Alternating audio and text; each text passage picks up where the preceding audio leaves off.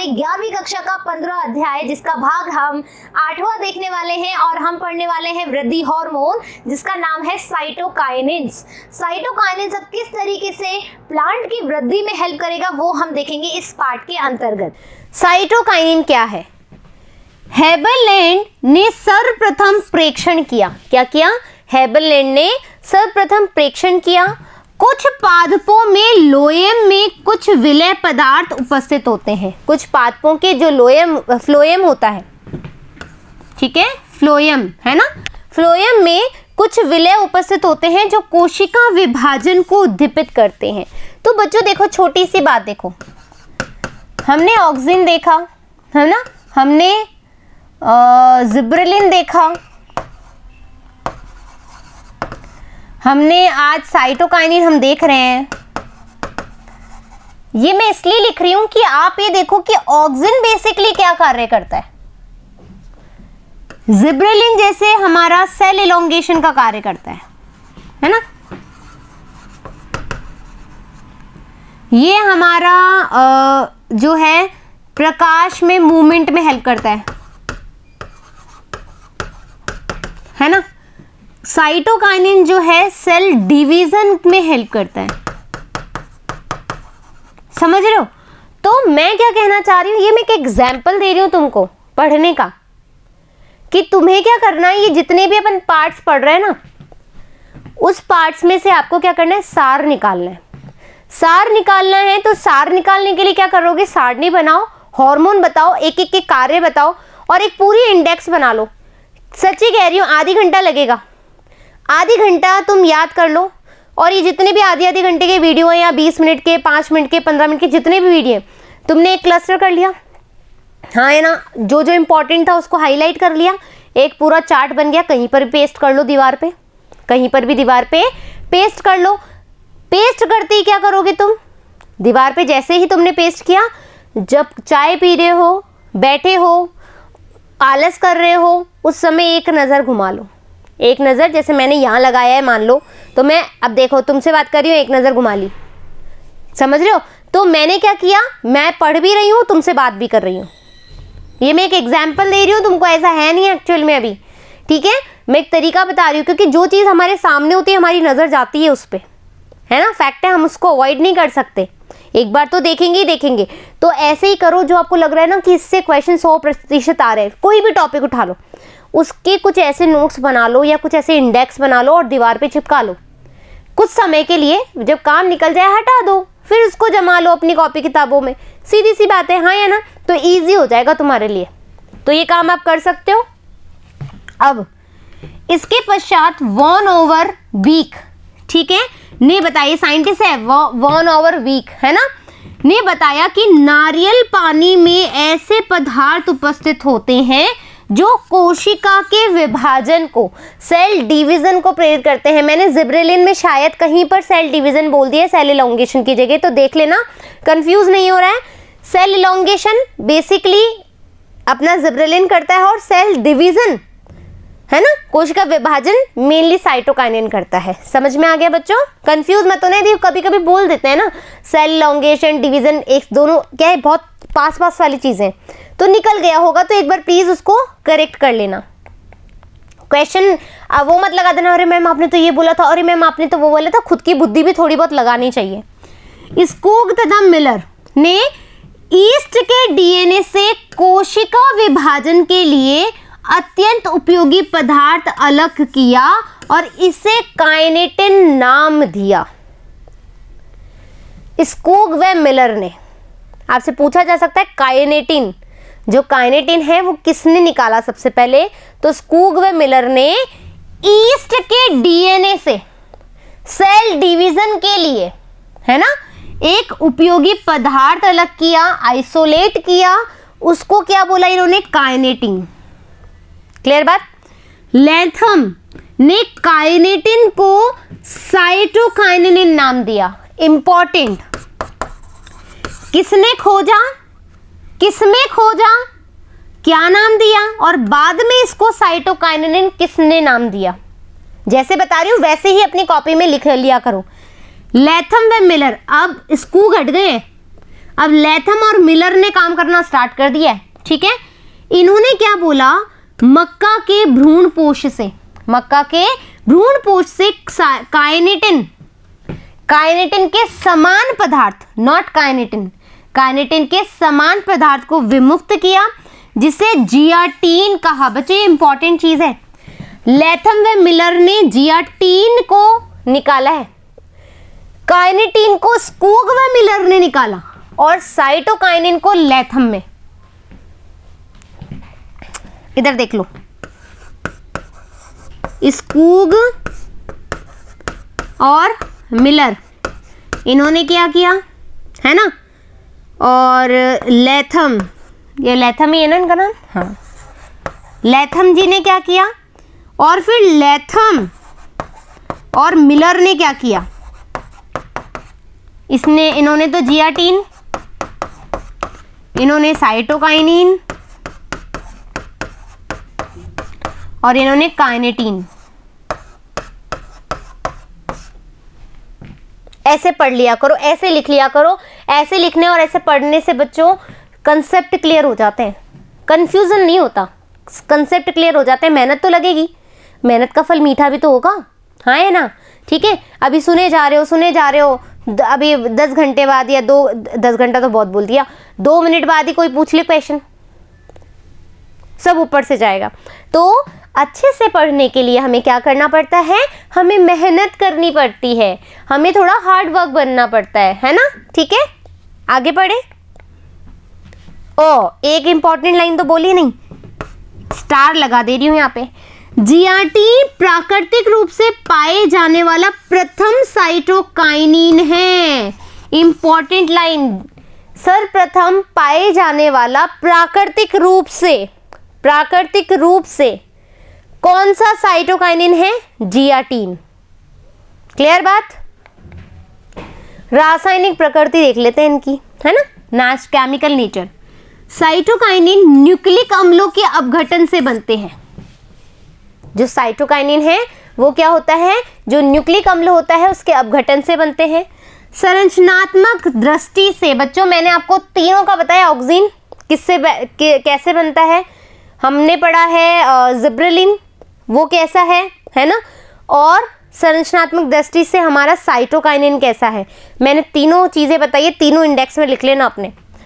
Aminopurine होते हैं जिसे परफ्यूरल रिंग कहा जाता है।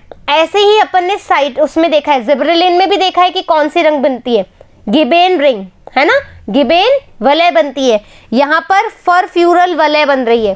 क्वेश्चन आता है परफ्यूरल वलय पाई जाती है, जब पता होगा तभी तो टिक कर पाओगे, हाँ है ना, समझ रहे हो। तो जो छोटी छोटी चीजें है ना, यदि कोई बोल रहा हो तो उसको समझ लेना चाहिए। इस प्रकार पहचाने गए साइटोकाइनिन का जो नाम था क्या रखा, 6 परफ्यूरिक अमीनोप्यूरी कहा गया, ठीक है।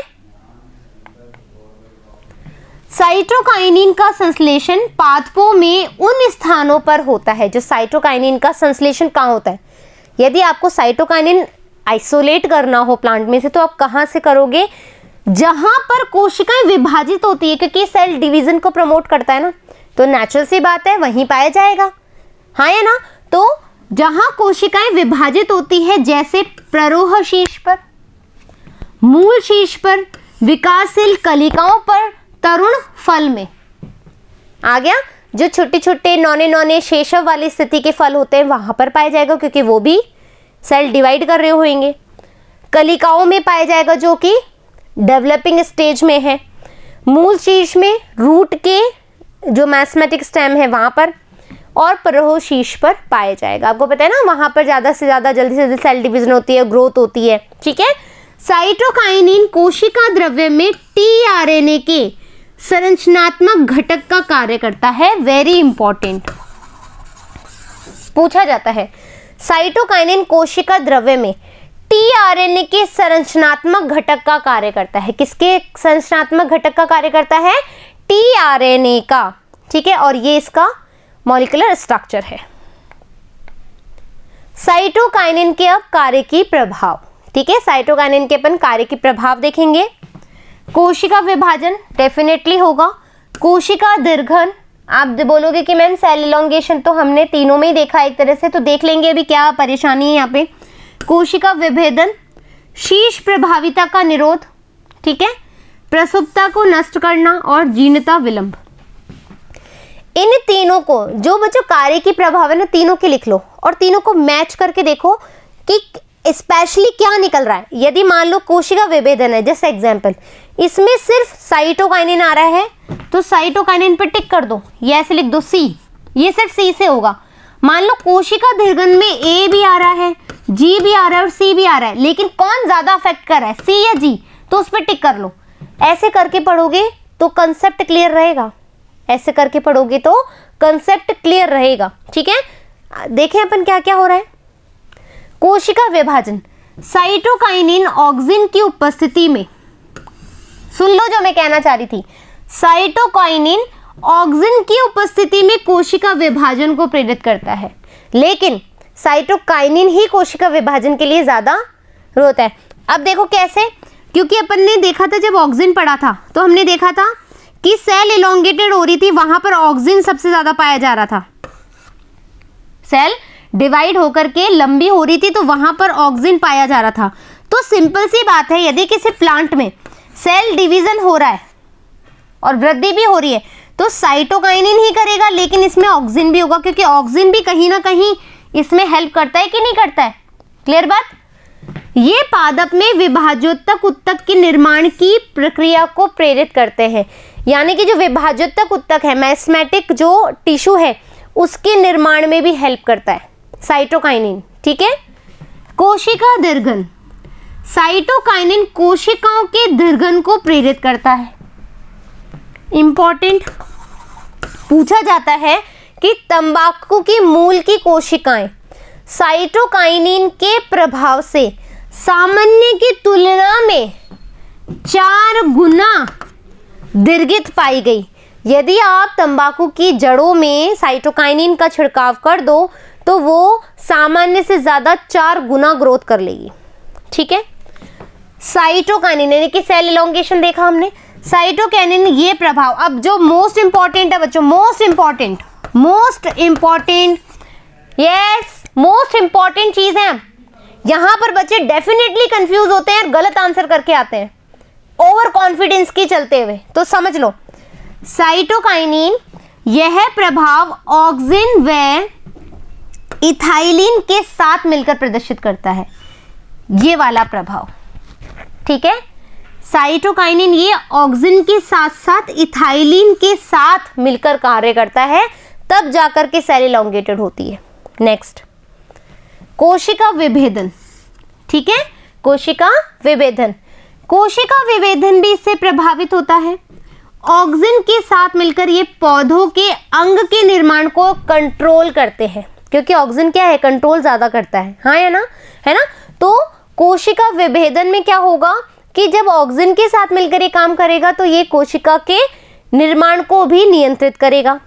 साइटोकाइनिन ऑक्सिन की उपस्थिति में विभिन्न अनुपात में अलग अलग प्रभाव उत्पन्न करता है। वेरी इंपॉर्टेंट, यहां पर अलग अलग रेशो है जिसपे बहुत सारे क्वेश्चन बनते ही बनते हैं। यहां से इंपॉर्टेंट बातें चल रही है, सुन लो।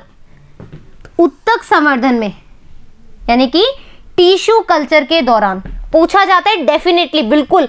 आपसे जब मैंने ऑक्सिन पढ़ाया था तो मैंने आपको बोला था कि कैलस कल्चर में यानी कि कैलस के निर्माण में कौन हेल्प करता है, तो आपने बोला था ऑक्सिन, हमने जब ऑक्सिन में पढ़ा था। अब यहां पर कुछ चीज हो रही है तो समझ लेना कि क्या बोलना चाह रही हूं। उत्तक संवर्धन प्रक्रिया में पोषक माध्यम में यानी कि मीडियम में, जो ग्रोथ मीडियम होता है, उसमें अधिक साइटोकाइनिन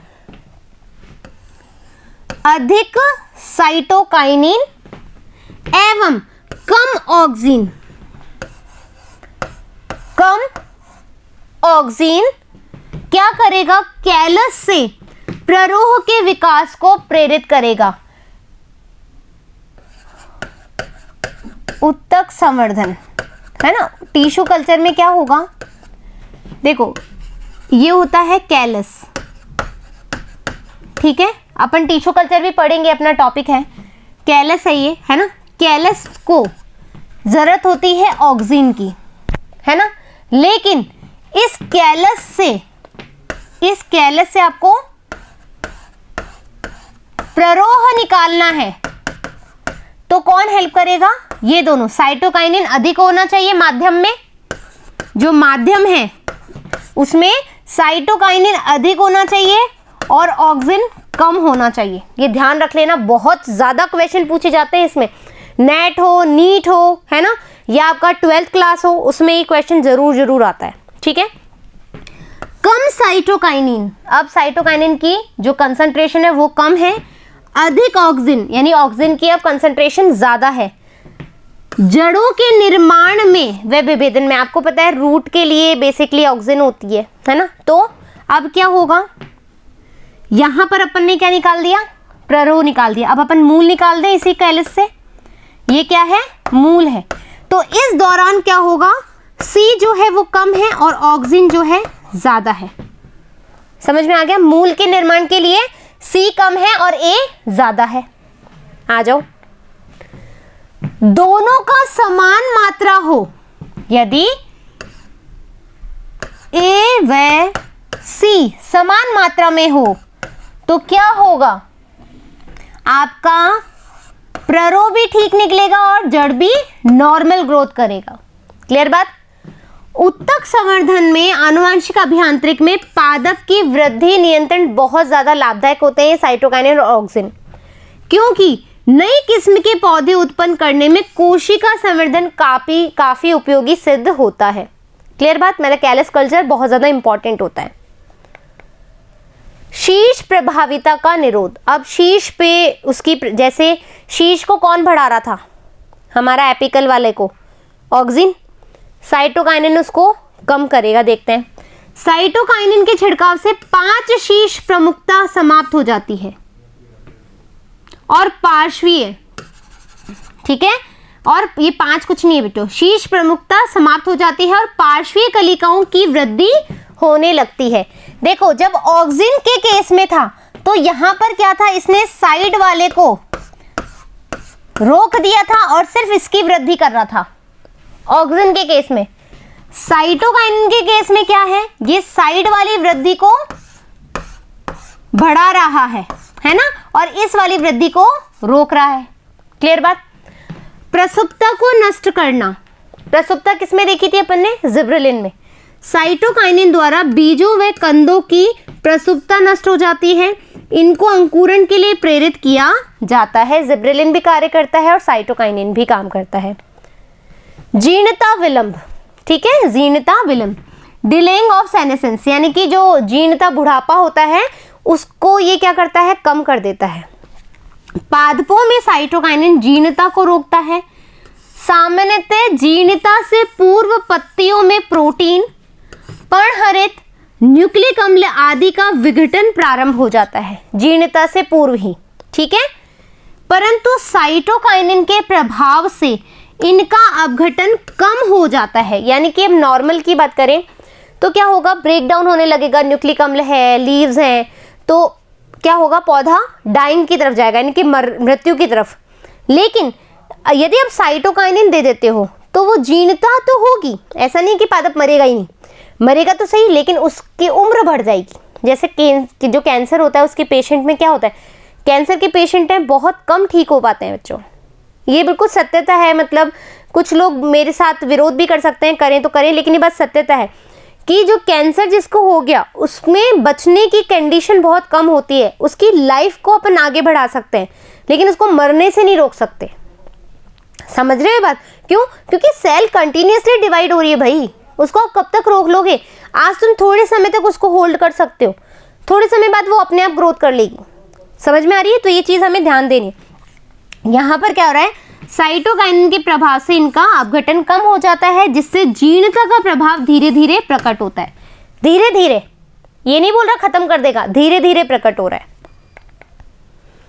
साइटोकाइनिन के प्रभाव से इनका अपघटन कम हो जाता है, जिससे जीर्णता का प्रभाव धीरे धीरे प्रकट होता है। साइटोकाइनिन के जीर्णता विलंब प्रभाव को रिचमोंड लैंग प्रभाव कहते हैं। वेरी इंपॉर्टेंट, पूछा जाता है कि रिचमांड लैंग प्रभाव क्या होता है कि जीर्णता सेनेसेंस को कम कर देना with the help of cytokinin, this called is Richmond Lang प्रभाव या अफेक्ट। ओके, क्लियर, इफेक्ट है ना, डन। अब आज आपने क्या देखा बच्चों, साइटोकाइनिन देख लिया, मैंने आपको इंडेक्स बनाने के लिए बोल दिया, मैंने आपको चीजें बता दी कि क्या क्या चीजें किस तरीके से मेंशन कर सकते हो। पहले देख लो कि साइटोकाइनिन किसने दिया, ऑक्सिन किसने दिया, जिब्रेलिन किसने दिया, कहाँ कहाँ खोज हुई, कौन कौन से पादप में हुई, हमने बात करी अवीना सटाइवा, रवीना सनीदेओल, याद आ रही है। तो ये सब चीजें आपने क्या करनी है, मेंशन करनी है। इस तरीके से यदि आप देख लोगे ना इंडेक्स बना करके, तो आई एम डेफिनेटली श्योर कि इसमें से यदि क्वेश्चन आता है तो आप कहीं गलत नहीं करोगे, कहीं हौच पौच नहीं होगा, क्योंकि मैं मानती हूँ I am also human being, कहीं ना कहीं आप सेल इलोंगेशन आ गया, साइटोकाइनिन आएगा, जिब्रेलिन आएगा कि ऑक्सिन आएगा। यदि आपका कंसेप्ट क्लियर है और आपने एक पूरा इंडेक्स बना के देखा है तो आप कहीं पर भी नहीं चूकोगे। समझ रहे हो जो मैं कहना चाह रही हूँ। सो प्लीज जिस तरीके से स्मार्ट वर्क करना सीखोगे ना तो आप अच्छे से चीज़ों को अचीव कर पाओगे, वरना वो होता है ना वो भेड़ चाल लाइक, है ना, जैसे हो वैसे ही रहोगे, कुछ भी नहीं हो सकता। ठीक है, तो हमें क्या करना है, स्मार्टली वर्किंग करना है, अपनी एनर्जी को सही जगह लगाना है। ठीक है, फिर मिलेंगे अपन नए पार्ट के साथ, जब तक धन्यवाद।